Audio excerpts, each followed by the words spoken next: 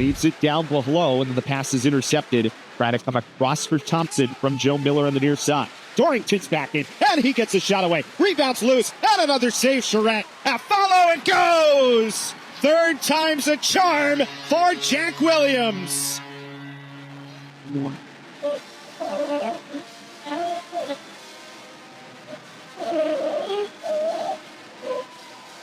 Oh boy, if you're Harvard and you allow 3 point-blank chances in the matter of about 8 seconds, it's not going to end well for you. And Ben Charette made 2 or 3 all-world saves in this sequence. The first on Dorrington, rebounds right there. Healy can't get it cleared. Great save on Lund, and then you see 3 white jerseys on the ice and a pretty easy opportunity for Williams, who continues what's been a fantastic season. Just not quite been the case so far this year. That's Mick Thompson, though. Thompson in behind, had to push it towards the net, and it bounces in! Mick Thompson with an excellent effort to get that puck on goal, and all of a sudden, Harvard has tied this game. That's all it was. I mean, you want to talk about a heady play from a first-year player. That's what you just saw from Mick Thompson. It started with a pass that was kind of fanned on, and that forced Northeastern to jump into the play. Thompson gets in behind, couldn't initially put the puck on net, but realized there was a little bit of an angle here with Whitehead turned around, so he banks it off his back and into the net. And Mick Thompson has provided a lot of offense for Harvard in the second half of this season. I thought another key in those stats you saw from the first period was Harvard, holding its own on the faceoffs. You mentioned how good Northeastern is in that category. Harvard sub 50% on the year. So if that is close for the game, that's big for Harvard. Turned over, Langenbrunner scores! Mason Langenbrunner with his 4th of the year, and a second power play goal gives Harvard a 2-1 lead.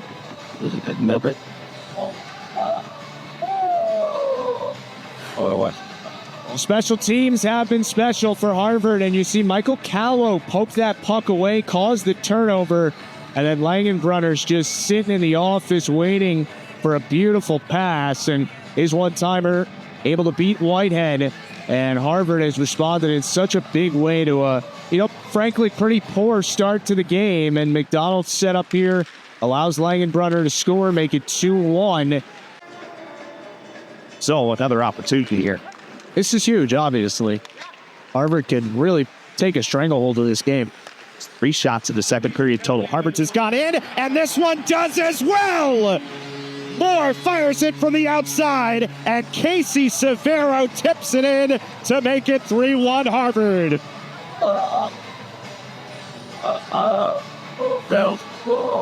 Man, Harvard 3 for 3 on the power play in the game. Severo, tremendous deflection, and Whitehead had no chance. Harvard continues to win faceoffs, Eric, against a team that's so good on faceoffs normally, and a game that for 15 minutes felt like Northeastern had an absolute stranglehold over.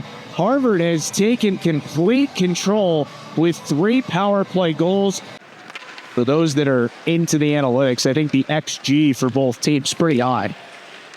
Here is Tellier, who cycles. Played it to Boltman.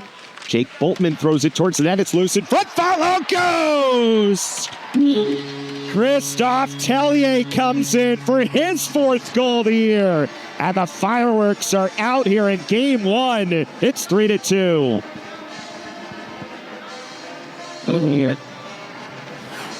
Well, Harvard fans have not been a fan of Christophe Tellier for a long time. 3 years at Quinnipiac, one of Harvard's biggest rivals in the ECAC, and now doing it for Northeastern. The senior out of Quebec scores his 4th goal this season. A rebound that was pretty juicy, and what a response by Northeastern, right? They gave up 3 goals in a row, but Lund had that great chance right away. Charette stopped him.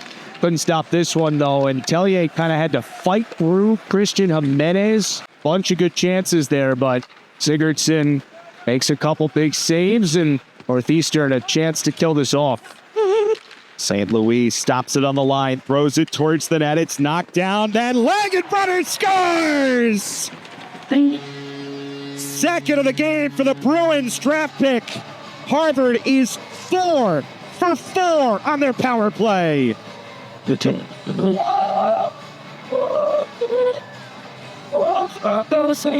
never know what a Beanpot game can do to raise the level of the guy. Mason Langenbrunner, prior to today, had played in 88 games in a Harvard sweater and scored 4 goals. And he has 2 today, and off the block shot there, just able to beat Sigurdsson 5-hole. And, you know, sometimes you really got to dig deep to find storylines in a hockey game. You don't have to dig deep at all in this one.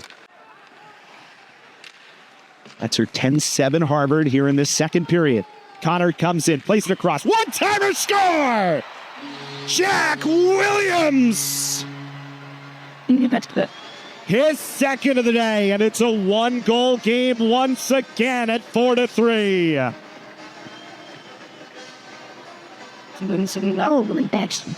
Sometimes you just need your stars to be your stars, and Jack Williams has been that for Northeastern. One-time shot that got Charette moving to his right. He shot to his left, upper 90, and Charette couldn't get the blocker up there.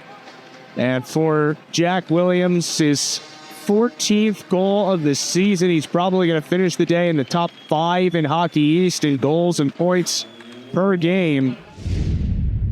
It's going to be a 6-on-4 for Northeastern with 20.7 seconds to go.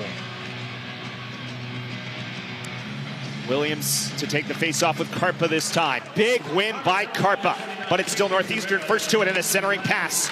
Did not get all the way through it. Harvard clears, and that's headed towards the empty net. A rolling puck missed. And remember, because of the penalty, Harvard can ice it. So Northeastern has to go quickly. Lund comes into the offensive end. Just 2 seconds left. He fires a shot that's stopped by Charette, and that's all she wrote. Harvard wins the third place game, 4-3.